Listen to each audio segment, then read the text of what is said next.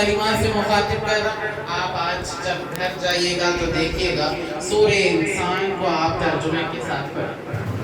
اچانک جب اہل بیت اطہار کا بیان آ جاتا ہے تو یہی خدا جو ہم کو ڈرا رہا ہے وہ کچھ الگ انداز میں اہل بیت اطہار کا ذکر فرما رہا ہے, کہہ رہا ہے یوفون بالنذر ویخافون یوما کان شرہ مستطیرا. پھر ان کی سخاوت کے متعلق پھر فرماتا ہے وَيُطْعِمُونَ الطَّعَامَ عَلَىٰ حُبِّهِ مِسْكِينًا وَيَتِيمًا وَأَسِيرًا. اور پھر بے نیازی کے متعلق فرماتا ہے انما نطعمکم لوجہ اللہ لا نرید منکم جزاء ولا شکورا. تم سے کوئی جزا, کوئی صلہ, کوئی شکر نہیں چاہیے. ہم بات کر رہے ہیں کہ شہادت عظمیٰ امام عالی مقام کی شہادت کوئی معمولی شہادت نہیں ہے. آپ کی شہادت دین کو کمپلیمنٹ کرتی ہے. آپ کی شہادت ایک ایسی انوکھی شہادت ہے اس کا ڈائریکٹ تحفظ دین سے تعلق ہے. اب آپ دیکھ رہے ہیں UCC آنے والا ہے, تشخص اسلامی پہ حملے ہونے کی پوری تیاری کی جائے. یہ UCC تو ایک جھلک ہے, یہ فلیش بیک ہے اس ہسٹری کا جو 1400 سال پہلے امام عالی مقام کے دور میں ہوا تھا. یہ UCC کچھ بھی چیز نہیں ہے, وہاں پر تو پورا امکان تھا. بھائی دیکھیے سیدنا ابوبکر صدیق رضی اللہ عنہ جب پہلے خلیفہ بنے, حضور علیہ السلام کا وصال ہو کر تھوڑا ہی عرصہ گزرا تھا, لوگ بیٹھ گئے ہم زکوٰۃ نہیں دیں گے, ہم زکوٰۃ نہیں دیں گے. جبکہ حضور علیہ السلام کی یہ تعلیم ہے بنی الاسلام علی خمس, اسلام کی دین کی جو بنیاد ہے وہ 5 چیزوں پہ, اس میں سے ایک زکوٰۃ. زکوٰۃ کا انکار کرنے والا ایک گروہ جمع ہو گیا. حضرت ابوبکر صدیق رضی اللہ عنہ کو جنگ و جدال کرنا پڑا, خط و قتال کرنا پڑا. آپ اس کو جہاد کہیے. جہاد کے بعد وہ راستے پر آئے. جب یزید کا دور آیا تو بہت امکان تھا, وہ تو ویسے بھی کئی رولز کو ریگولیشنز کو بدل ہی رہا تھا, جس کو پرنسپلز آف خلفاء کہا گیا, وہ تو ویسے بھی بدل چکا تھا. آپ رضی اللہ عنہ کو جب یہ محسوس ہوا کہ اب مجھے اٹھنا چاہیے, کیونکہ آپ کا اٹھنا, یہ جو حزب مخالف بائیں بازو کی مد مقابل کی جو چھوٹی ادنا جماعتوں کا اعتراض ہے کہ آپ کو کیا ضرورت تھی اتنی عظیمت برداشت کرنے کی. جیسے دوسرے صحابہ کہتے تھے آپ ہی کر لیتے تو کربلا نہ ہوتا. تو دیکھیے کہ آپ رضی اللہ عنہ خود کو اس چیز کا مکلف تصور کرتے تھے کہ یہ کام مجھی سے ہونے کا ہے. اسی لیے آپ نے یہ طے کیا کہ ان کی بات کو کاٹا جائے, ان کا مقابلہ کیا جائے. اس سلسلے میں شہادتوں کا ہونا بھی اللہ سبحانہ و تعالیٰ ہی کی مرضی سے ہوا.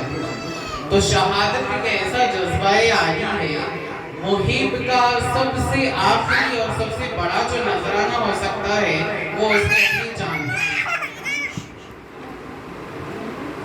اللہ سبحانہ و تعالیٰ کی بارگاہ میں جو بندہ عاجزی اور انکساری کا سب سے بڑا جو نذرانہ پیش کر سکتا تھا وہ اس کی جان تھی. اللہ تبارک و تعالیٰ نے امام عالی مقام اور 72 نفوس قدسیہ کی شہادت کو قبول کر لیا اور بدلے میں ان کو ہمیشہ ہمیشہ کی سرداری عطا کر دی. بس آخری ایک حدیث اور زحمت تمام انشاءاللہ. اللہ کے نبی صلی اللہ علیہ وسلم میں عرض کر رہا تھا کہ سیادت مطلقہ کس چیز کو کہتے ہیں. ابدی دائمی انچیلنجبل جو سیادت و سرداری ہے وہ حضور کے خاندان والوں کو دی گئی.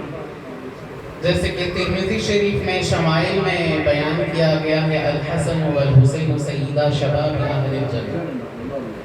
حسن و حسین نوجوانوں کی جنت کے سردار. میں اس سے پہلے کی بھی مجلس میں غالباً ہمارے توفیق صاحب تشریف فرما تھے, وہاں عرض کیا ہوں کہ سردار اختیارات کے ساتھ خاص ہوتا ہے. ایسا کوئی سردار کا تصور محال ہے جو سردار بھی اور اس کے پاس تصرفات اور اختیارات نہ ہو. امام عالی مقام کو سردار جنت, اللہ تبارک و تعالیٰ نے جن چیزوں کو اپنے دست نورانی سے پیدا کیا وہ عرش الہی ہے اور ایک جنت ہے.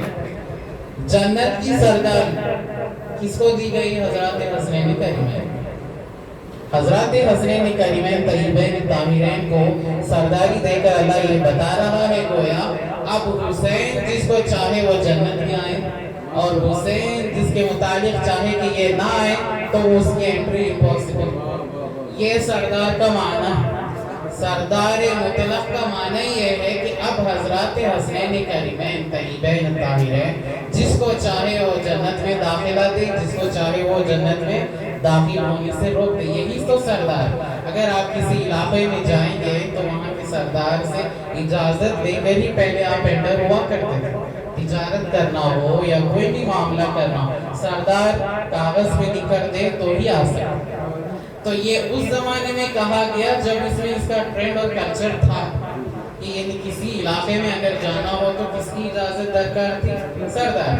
اگر جنت میں جانا ہے تو کس کی اجازت بمعنی جو امام حسن امام حسین کے حضور محمود حضور سے وابستہ ہو گیا، جو ان کا گل گاتا تھا، جو ان کی بات کرتا تھا، بہت ممکن ہے وہ ان کے ساتھ بھی اٹھایا جائے۔ بس یہ چند کلمات ہمارے درمیان شہنشاہ قسم کی ہستی جلوہ افروز ہے اس نسبت سے کہ سیدنا بدنواز یہ سدراز بلند پرواز شہباز کے شہزادے ہیں۔ میں یہی کہوں گا کہ یہ سعادت بزور بازونیس تانا بخشت خدائے بخشت۔ سعادت رسول اللہ کے سامنے کچھ کہنا تو ویسے بھی بے ادبی ہے، ہر چند کے فقیر کو حضرت ہی نے حکم دیا تھا۔ بس یہی چند کلمات کے ساتھ اپنی بات کو ختم کرتا ہوں اس دعا کے ساتھ کہ اللہم انت باسط الیدین بالعطیہ وصاحب المواہب السنیہ ودافع البلاء والبلیہ وصلی علی سیدنا محمد بردۃ النقیہ وخیر البلیہ وعلی آلہ الکواکب الدریہ واصحابہ اولو الہدایۃ والنجیہ واغفر لنا یا ذا العلا بهذا العصر والعشاء والعشیہ وصلی اللہ علی نبینا محمد وعلی آلہ وصحبہ اجمعین الحمدللہ رب العالمین۔